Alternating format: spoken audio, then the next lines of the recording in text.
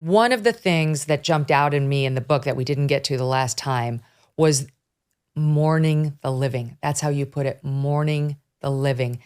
The trauma that parents experience when this happens with their child. I can say this, having had someone in my own family declare themselves a woman, as a male to female, I've witnessed firsthand what you're talking about. The trauma to the person on the opposite end of that, whether it's a spouse or a parent, is deep and I think almost irreversible. But can you talk about it?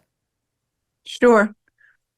Well, Megyn, the parents are really the silent heroes, untold, the unsung heroes of this saga.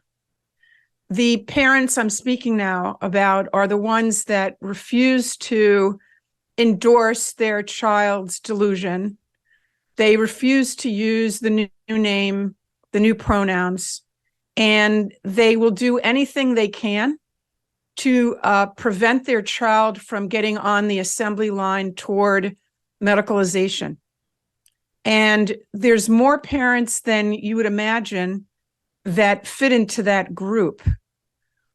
Just last night, I was speaking to one of the parent leaders, and we went through all the different organizations that exist. These are grassroots, underground, private organizations created by parents with children who have rapid onset gender dysphoria, which is the vast majority of young people right now that we're seeing. These are kids who, previous to hitting pre-adolescence or adolescence or young adulthood, never had any sign of being uncomfortable with their sex.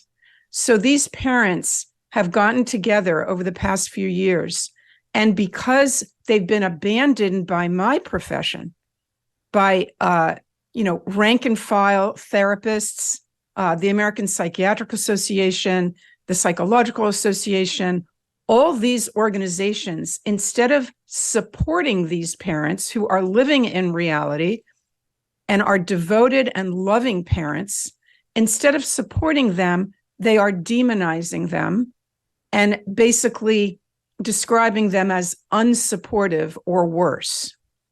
So the parent organizations, and there are at least 10 of them, and I'm speaking now about the English-speaking ones, and they count among the parents that they are helping at least over 17,000 parents that are getting the support and guidance that they desperately need from other parents.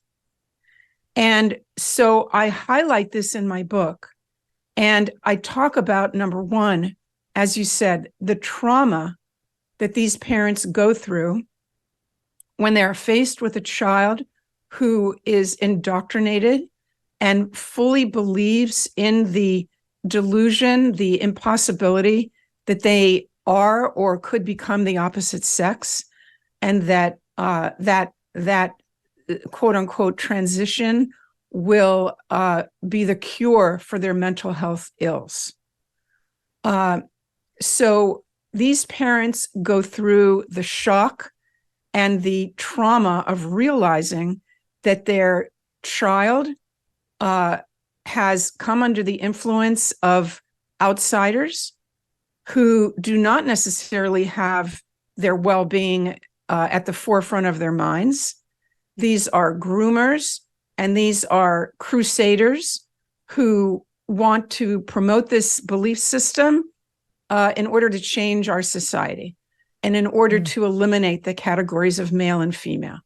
So the parents come to this realization, some of them, and they begin to search for support in their position. Because Megyn, if you Google, if a parent goes online after their child has made this announcement and request for a new name and pronouns and hormones, and the parent sits down and Googles parent support trans child, something like that, all the organizations that are going to come up there are going to be the affirming ones, the ones that tell the parents, put your child in the driver's seat.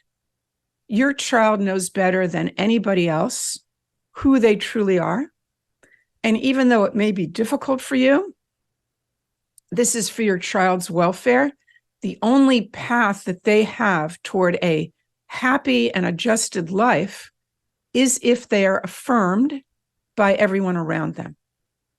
Now, more and more, especially over the past months or year, I would say, there are more and more parents who are wary of that message. Thank God. But those parents don't always know where to look. And because if you go online looking for these groups, it might be more difficult to find them. And you're certainly not going to find out about them from your pediatrician or your guidance counselor at school. No. That's not going to happen. Those people 9 times out of 10 are part of the problem here.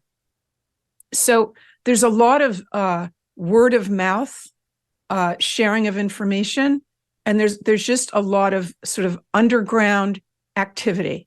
And in order to join one of these groups, again, there's 17,000 parents, over 17,000 parents that are or have been involved in these support groups, parents supporting other parents. In order to join those groups takes a lot of time and effort. You're not automatically admitted. You have to be vetted. And it is a strenuous process. Now, why is that? Because parents are terrified that they are going to be exposed as, having these beliefs that go contrary to the narrative, having these so-called transphobic, bigoted beliefs. And they're terrified. They don't want their child to find out. They don't want perhaps other relatives to find out. And they don't want Child Protective Services to find out.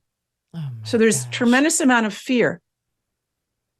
Of course, and we've talked about this before about how now all the studies show that if you just leave your child alone and you don't affirm and you don't switch pronouns and you don't switch names and you don't allow social transition, never mind all that follows, your child will grow out of his or her gender confusion. So the odds are in your favor if you don't intervene, to not affirm. The odds are in your favor that your child will revert back to understanding he's a he and she's a she. But instead, these activists, including in the psychiatric profession, push the opposite. They push social transition. And you write in the book about how this leaves parents with trauma of their own, that when the psychiatrist telling them, would you rather have a live daughter or a dead son or whatever the transition is, and that then it's almost like a death in the family for these parents. When they could just go the route of not affirming and let the child grow out of it, they're pressured into affirming, and they suffer almost a death in the family with these, quote, secondary losses. Can you explain that? Sure. Well, we're talking about loss, but this is a very complicated loss. It's not, there are simple losses and simple grief, and then there's complicated grief. So a simple grief, as terrible as it might be, would be a grief in which, a person suffers a terrible loss, but it's not complicated by guilt or anger or regret. What could I have done? What did I do wrong? Why did this person, go and do this to me? Simple grief, most people get over. They're sad, they grieve, they miss the person, but they're able to move on after a certain amount of time. This is an altogether different thing. You see, this is obviously not an actual death. I mean, you still have a live child.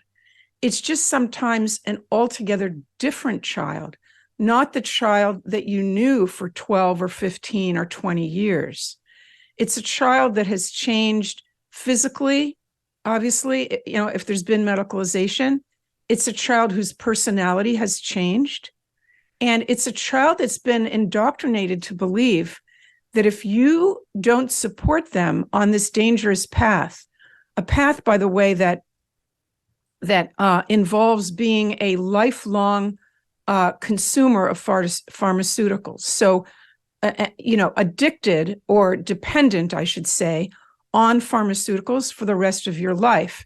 If you do not support that, and you do not support the various medical interventions and surgeries that have so many horrific adverse effects, that you are a bad parent. You are your home is unsafe. You are bigoted. You are closed-minded. You're toxic. And so the kids have been indoctrinated not only with all the stuff that, the delusion about their new identity being a solution to their mental health issues. They're indoctrinated to think that anyone that doesn't go along with it is a terrible, toxic person. So the very parents who are the most devoted to their children and, refuse to go along, refuse to deny reality and refuse to sign on the dotted line, permitting these medical interventions, they are being framed as the enemy number one. Okay, it's happening. Autumn's settling in. The Christmas decorations have already made their appearance in corner after corner. I don't know about your neighborhood, but I've already seen them. But before we allow the shopping stress and the madness to take over, take a moment to think about this. Many families have chosen to embrace experiences and family gifts rather than the frenzy of individual shopping. And now is the perfect time to order the ultimate family gift, a Michael Phelps swim spa by Master Spas. A Michael Phelps swim spa by Master Spas combines the benefits of both a hot tub and an exercise pool. Michael Phelps swim spas come in a variety of sizes to complement almost any yard, even if it's a small one. Installation can take less than a day, and since it's heated, you can use it year-round in any climate. Michael Phelps swim spas are 100% made in the USA by Master Spas, the world's largest swim spa manufacturer. Order yours today. Go to masterspas.com, put in the promo code MK to save $1,000 on a Michael Phelps swim spa or $500 on a Master Spas hot tub. masterspas.com, promo code MK. Hey, thanks so much for watching. If you like what you just saw, hit the subscribe button for more clips and full episodes.